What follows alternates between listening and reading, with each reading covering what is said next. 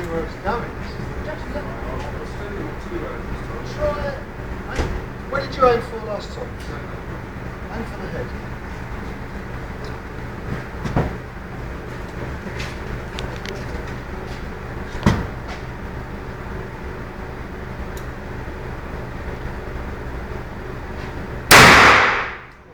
Neck.